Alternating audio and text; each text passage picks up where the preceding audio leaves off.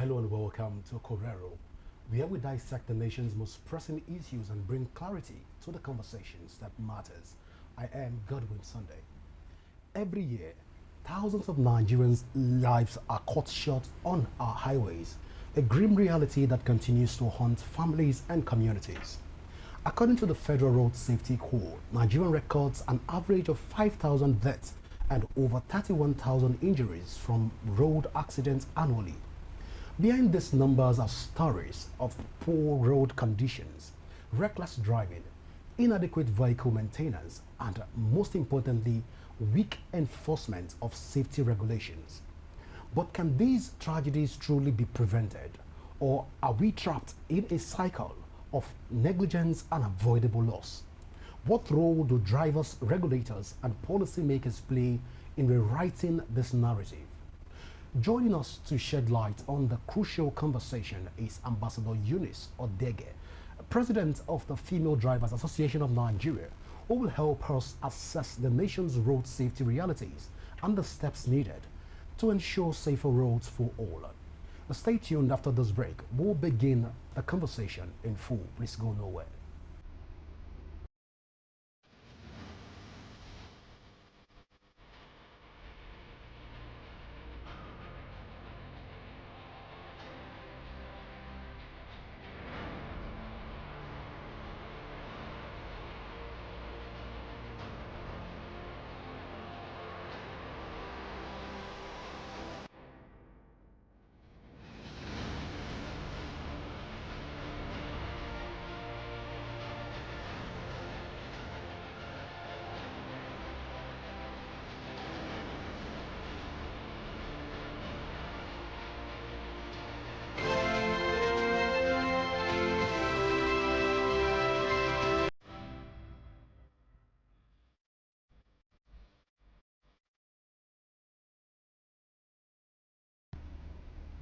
You're welcome back. Now, with me in the studio right now is Ambassador Eunice. Ambassador Eunice, it's a delight to have you on Correro. Thank you very much. All right. Ambassador Eunice, let's delve into the conversation for today. But before you walked into the studio, there's been a very strong argument when it has to do with safer driving habits. And this argument has been that men tend to exhibit more safer driving habits. But then the female folks are saying, no, female exhibit better safety habits. But then you are a practitioner within the transportation value system or value chain. Who does it better when it has to do with safety and safer driving habits? Yeah. One thing you need to know about driving is a professional field, and also driving does not know a woman or a man. So on that ground, coming to the angle of gender, you can see that in the creation of women, they are more careful because one, they have this thought in mind that I left a family.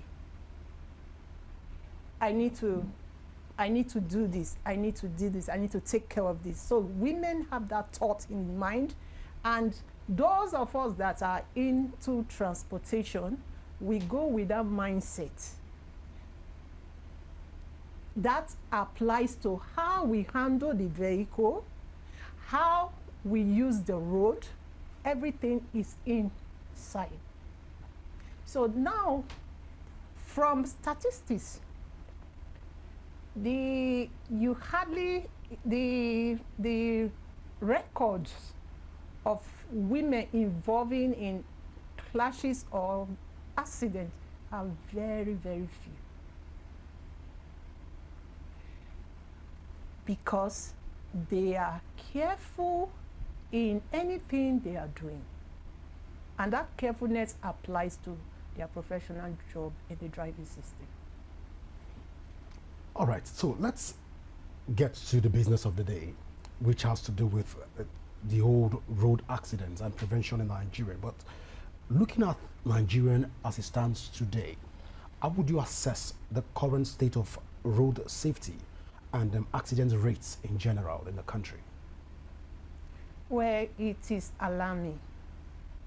It is increasing day after day, which is not a good record. And the federal safety, they'll be trying their best. All those law enforcement agencies related to traffic management, they'll be doing their best. But however, on that ground, assessing this, there are causes of this that makes it a difficult thing. What are the causes? Human factor. Yes, which involve the driver himself or herself, then his attitude, the vehicle. And some drivers, they don't even know the signs. Some also, they feel it doesn't matter. And because of impatience, you see people involving in unnecessary clash. The human factors are there. The mechanical factor is there. Then the infrastructure is there, because the road also matters a lot, where we see potholes and the rest. So, and also, when people don't obey laws, you are bound to make mistakes. It applies to professional job. So, when you said assessing accident, these are areas where people are faulty in the area. And also, you see that road crashes day after day is increasing. Why is it increasing? Because people don't know the law.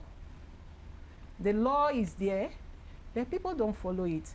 And a lot of persons, our policy is weak. How many drivers have been persecuted? Well, before we get to that point, let's even, I was thinking that when you're mentioning the human factor, the mechanical factor, and other factors that you've highlighted so far, I was waiting to hear also the spiritual factor. At what point does spiritualism play in all of this? Because we are in the Ember period. By November, December, a lot of people will want to travel back to their various homes and villages to go and celebrate the festive Yuletide period with their families. And one thing that we've been able to also trace is the fact that during December, the number of accidents, from September, the number of accidents is usually very alarming, and a lot of Nigerians have tied it to spiritualism. So I'm curious, as the president of female drivers, at what point does spiritualism come into play when it has to do with road accidents? Well, there's no spirituality when it comes to driving. So it's not that the road is testy. The road needs to be fed with some form of... it's all carelessness of an individual. Because a lot of persons, they are rushing and they ignore the signs there. Okay, during the festive period, you see people, driver want to meet up. They want to make all the money within that period, because those are rush period where people love to go and visit their family and the rest. So on that ground, you see people driving beyond expectation. And when you are on high speed, what do you expect? Just little things can cause that crash. So why did the spirit not move in January or in March? Why did the spirit wait for December to move? Because it's human imagination, it's thinking. People don't need to put that in their mind. Drivers, they need to be conscious of what they are doing. Whatever you are doing, have that time thinking that, yes, this, by the way, when you say spiritual, I don't understand because you know, people who say that the road is testy during December. A lot of spiritual activities and probably spiritual forces want to balance their accounts in the course of December and all of this. Of course, this is not strange to you, but then no, it's not. That is human thinking. That under science, we don't see anything like spirit under science. And come to it. Okay, if you say spiritual, what about the accidents or crash that happens within February to August? That one is what? To test the waters. Okay, then you call it what? You call it, which word will I use? Maybe, where after spirit is what? Maybe human. Yeah. So is it not the same human being that drives the car in January, that drives in Uber period? It's the same person. It's just the mindset of drivers. That's, let me make it sharp.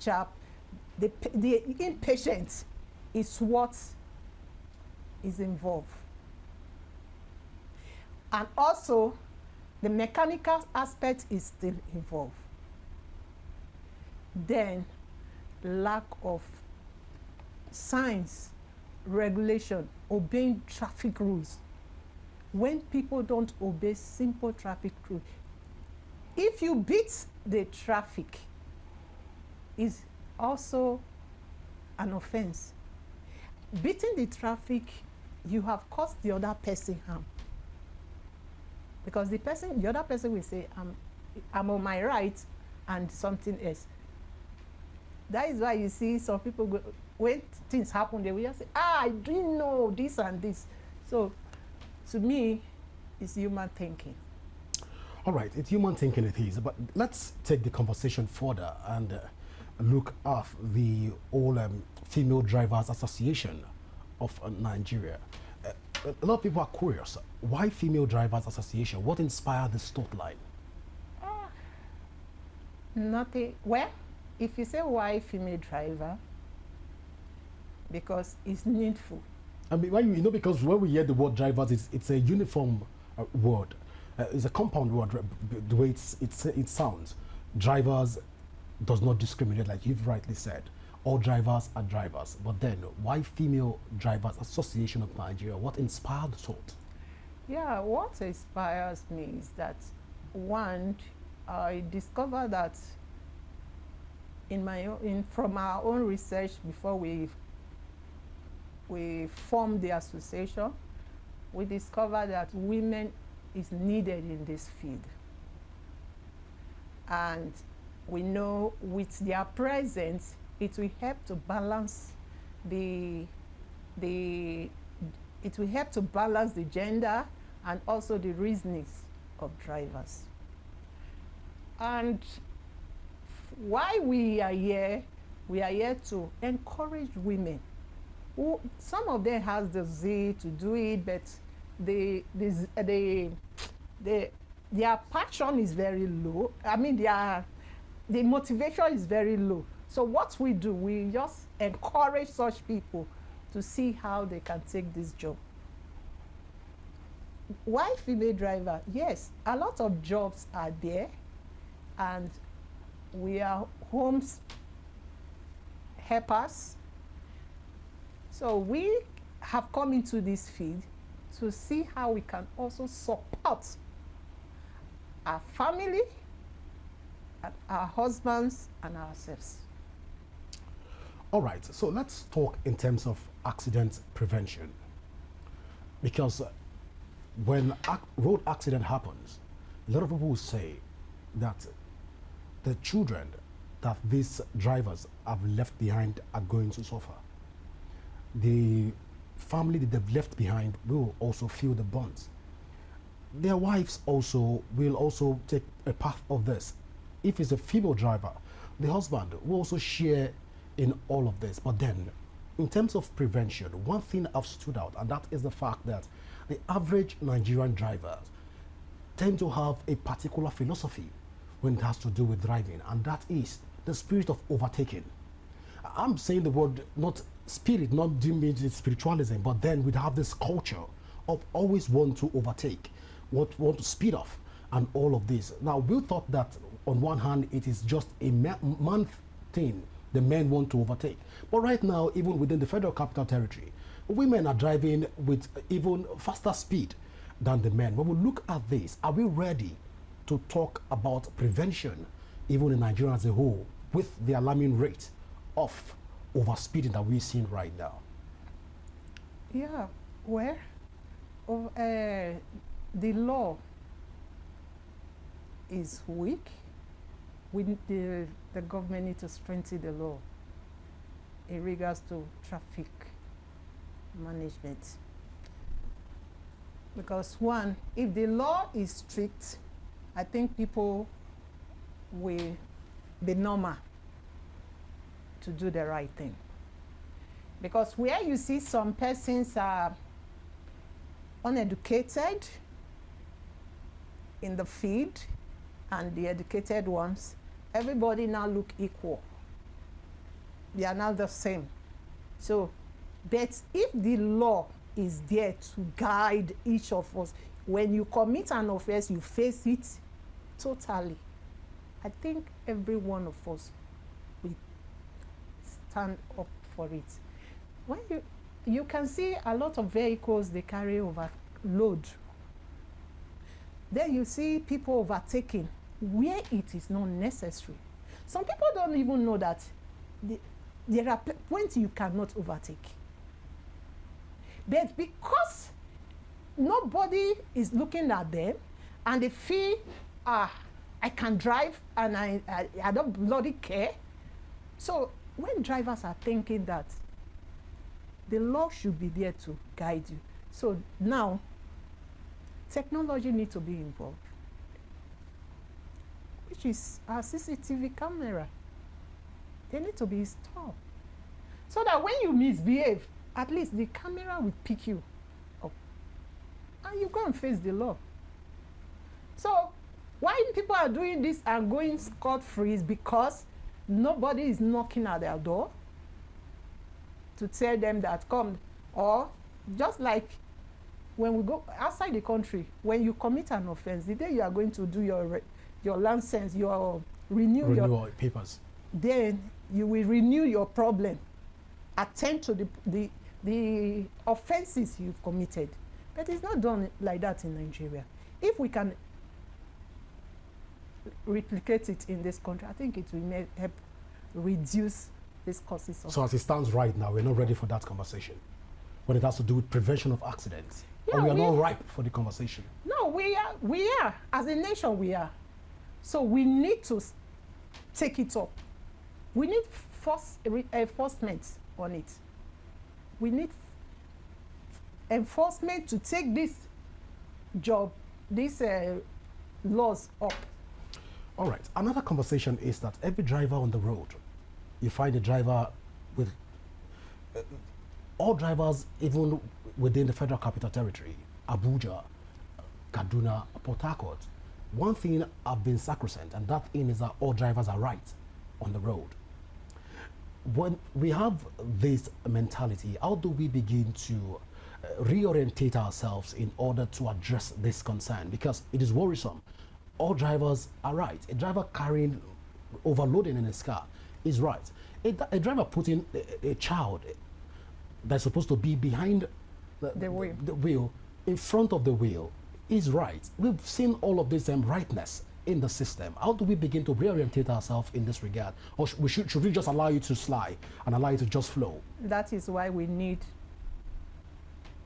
advocacy, enlightenment, and retraining of drivers. Drivers need to be retrained. In Nigeria? Yeah. We need to be at an retrained. affordable rate or a more exorbitant rate, or it's free of charge? It's not free of charge. You have to pay for it. But Madam President, I think that's where the issues lie, because when we talk about retraining of drivers, an average driver will ask this same question. If you want to retrain me, is it going to be for free? There's nothing. It's one thing you need to know. Driving is a professional job. Let us remove the mindset, the mind that driving is just for the commoners. No, it's a professional job. When you are in a professional field, you go for training. So drivers should do that. We need to retrain ourselves. Yes, the method you did your driving training for years. Technology has come to stay. Have you keyed into that technology as a driver? What about tomorrow? Presently, we have cars that are keyless. Do you understand? How many drivers can drive that if you are not trained? So we need to be trained. Laws are changing every day. So we need to follow those laws. Apply those laws. So retraining is a key. We can't shy away from that. It's a must for all drivers. Whether you have been trained, you have been driving for decades, you have to be retrained. If not, when they are trained, the consciousness will be there. Because whenever you are taught something, you see it will be giving you sign that yes, they taught me this thing. You can apply it. So change is constant.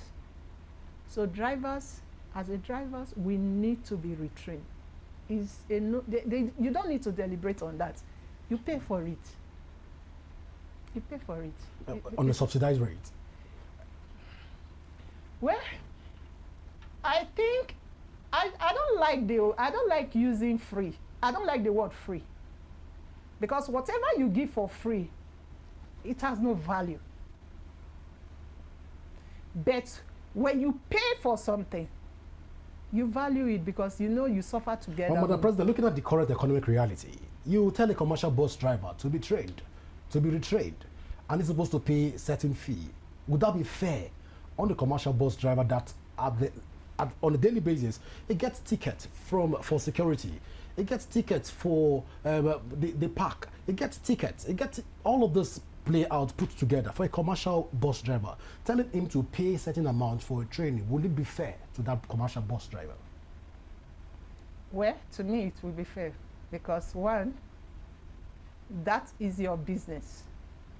So the union cannot take that burden, probably subsidize for all of these drivers? Yes, the union can do that, depend on their understanding with the trainers.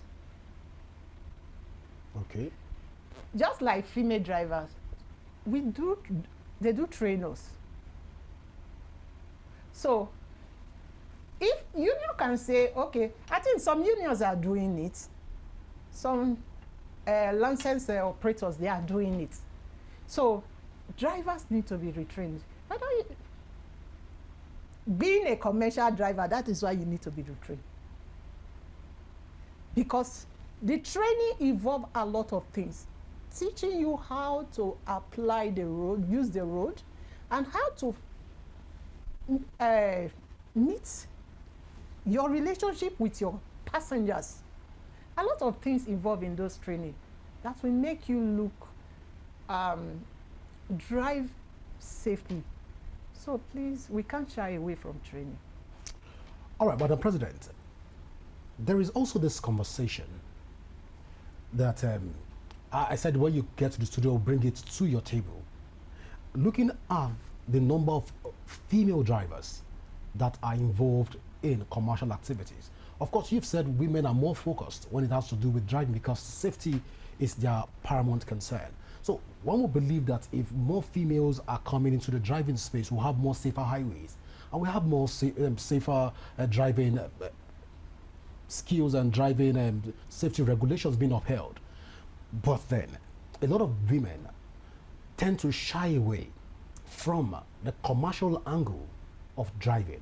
Rather, they rather focus their attention on private driving, taking their children to school and returning these children back, and a few will drive to their offices and return back home. At this point, can we say that the whole Nigerian driving space is being segregatory, is being biased to the women? Commercial driving, to be precise. When it comes to that area, commercial driver is a choice by an individual. Those of us that are in the field, we choose to. It's not all women that can drive as a commercial driver, not all. Because some cannot face the threats, the hurdles on the road. They rather go and pick their children and go to their house and rest. But those of us that are in the field, we are doing it to feed our family. It's a source of income for us. So we go by the rules and make sure we do the best we can. So women that are shy from it, there are those women. Yes, I remember there was one of my member, she will tell you, I rather stay in my house than going to do area one. So, there with time, when she saw other women doing this, she came out and said, Madam, I don't tire to sit down for house. Today, she's enjoying the job. So, it's all about decision as an individual. So if women are coming into this field, if you say women are being, what word did you use? Sidelined or segregated? I would say is a choice. They are not. Just that some of them, they don't have that boldness to do it. But those of us that are there, we are still encouraging others to come in. A lot of them, they really want to. But some constraint has caused them not to. So those constraints, does it also involve, when you talk about this commercial driving for women, I'm talking about this prevention, because you've highlighted key things that if women get into this field, they'll be able to solve a lot of challenges when it has to do with the road accident prevention in Nigeria. But then, when it has to do with long distance traveling, a lot of companies don't want to even trust women with their bosses. I don't want to mention name of transport companies, but then when we look at the ratio of women that are driving and taking that ratio to women that are also driving long distance in terms of traveling, the numbers tend to be infinitesimally low, if at all we have figures. Again, I ask, in this regard, can we say that there's a bit of bias when it has to do with drivers or the female drivers being also relegated to the back door of inconsequential when it has to do with driving long distance? Yeah, driving long distance is only few that does that. We don't. That's why I said we don't even have the numbers. No, most transport companies will not even want to give a woman the bus to drive. No, we have few of them. Few of my members, they drive long distance, including luxurious buses. Yeah. Okay. Few of them, and some of them they are also truck drivers. So we have few, but now some organizations have taken the bold step to be training women in this angle. I think presently one organization is presently training women now on that field. So the constraint here is that a lot of women, they don't have the resources to train themselves. That is where, because it's easy for a man to get into there and 1 or 2 days he has done what he wants, he has learned what he wants to do. But for that woman, she needs to be careful, reason it, this and this. So, but with time, we'll meet up that number. We'll balance up. We are still coming up. So more women will still be in the field. So now you can see that there is a large gap in between the men and the women, yes. But with time, you see the women coming. There is also this misconception that says once a woman begins to embark on commercial activities, the tendency that she would not be disrespectful, distracted from her home front is very high. The tendency that she would not be disrespectful to her husband is that she will be disrespectful rather to her husband is very high. You want to quickly react to this. When the woman begins to get involved in commercial driving, does this breed some form of arrogancy? No. No, because one, our husband supported us in doing this. So no man will see his wife doing that job without, no woman doing that job without the support of the husband. And we always train our women, balance your job with your family. So no woman will, after all, if you disrespect, that means you've stopped your job already. If you disrespect your husband, you've already stopped the job. Because no man, the man will not allow you. So if you are ready, you know that, yes, a lot of them, when they are driving, after some time, they will tell you, please, I need to go and cook for my family. And they have to go, close for the day. So being a commercial driver cannot make you to disrespect your husband, no. So that's a misconception. Yeah.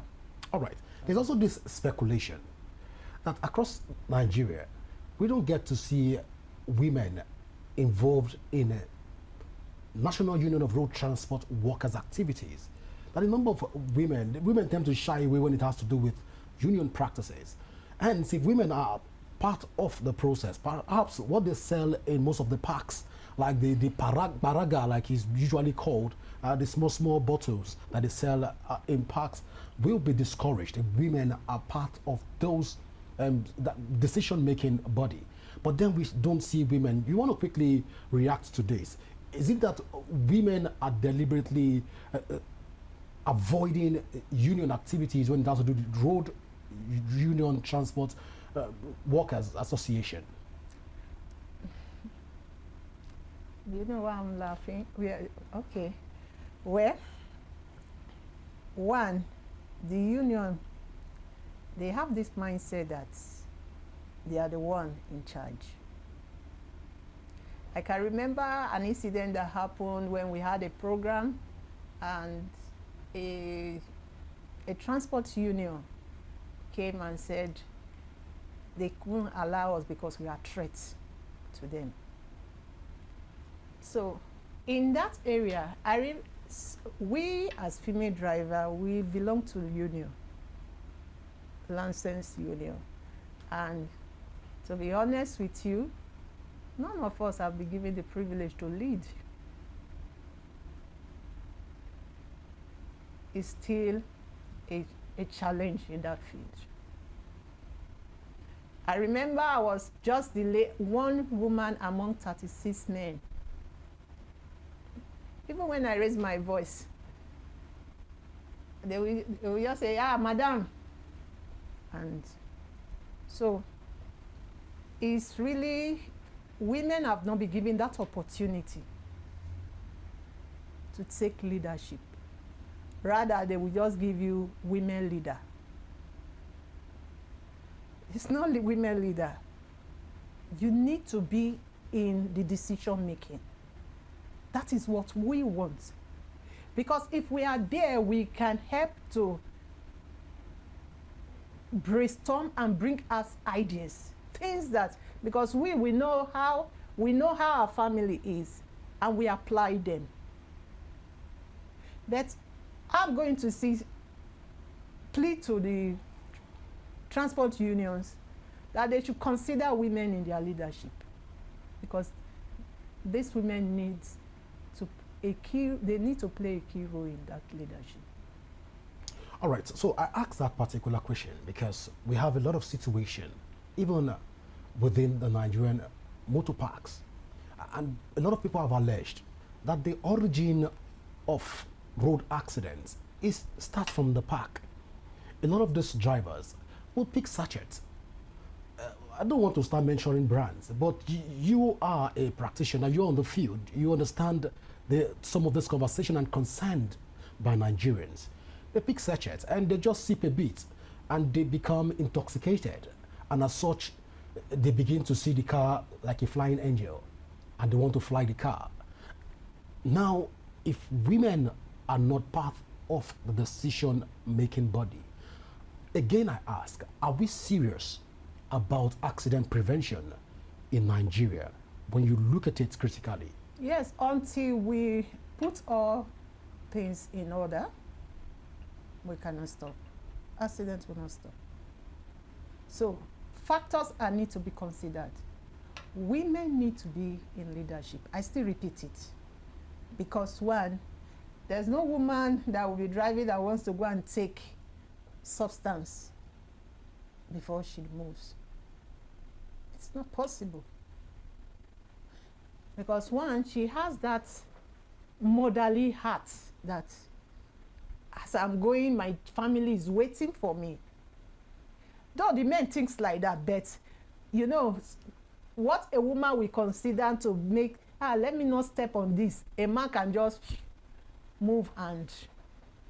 So, decision making, we need women to be in the decision making. We need gender balance in the transport system. Or should we say that women are scared of being stigmatized? That's why they don't want to be associated with unions, National Union of Road Transport Workers. No, there are women here. No, we don't get to see women in when it has to do with elections. The election that brought in the election that we saw that brought in the president of the Nigerian National Union of Road Transport Workers. How many women came out to contest for positions? That is what I'm saying. So the point I'm saying again, is it that women, is another angle to the conversation. Are women afraid of being stigmatized and that's why they're distancing themselves from this union? Could it be a factor? Women are not stigmatized. They are not given the opportunity to lead. If the form is for everybody, it's open for everybody to go, sure, they will pick the form. But sometimes they will tell you it's not. It's restricted. Because it's restricted, all the unions, no woman is there. The highest they can give them is a women leader, which you don't have anything to do. What are you? How many women are you leading there? The percentage is very few. Then if you are a vice to the chairman of a union, at least you can advise your vice and tell him, my chairman, sir, please, why not consider it this way? But if a chairman is a male, his assistant is a male, his secretary is a male.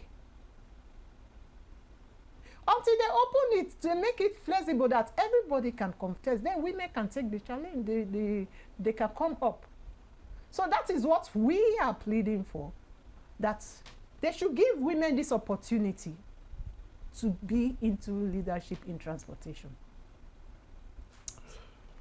Well, that's quite interesting.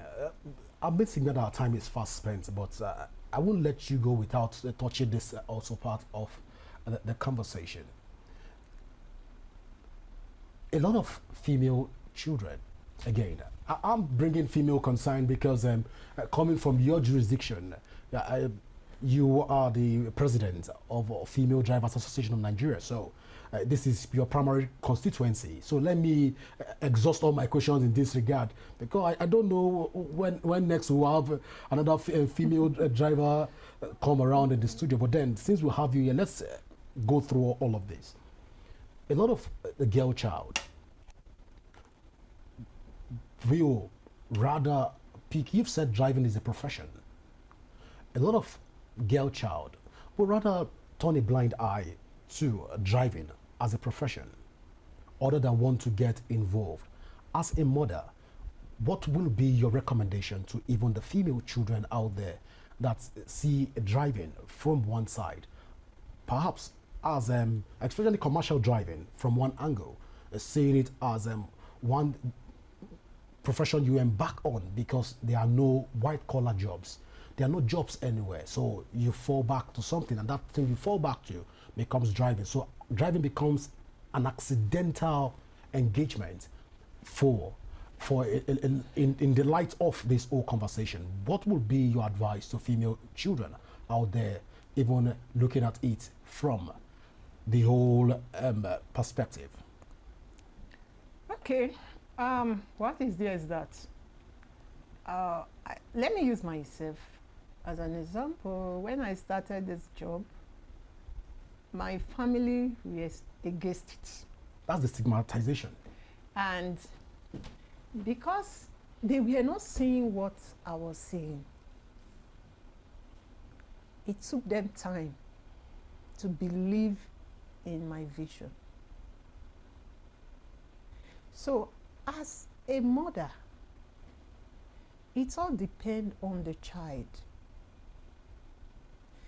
These days, you don't tell a child that you must do this.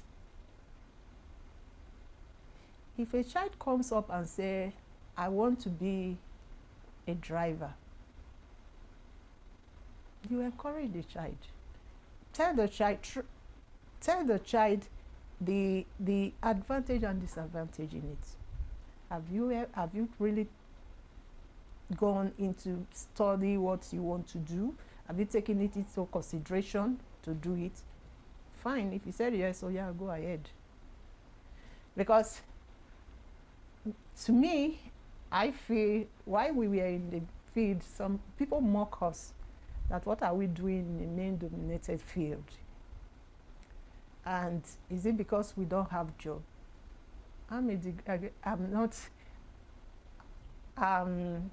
a graduate, so my certificate is still valid. But I only see this as an opportunity for women to come into the field,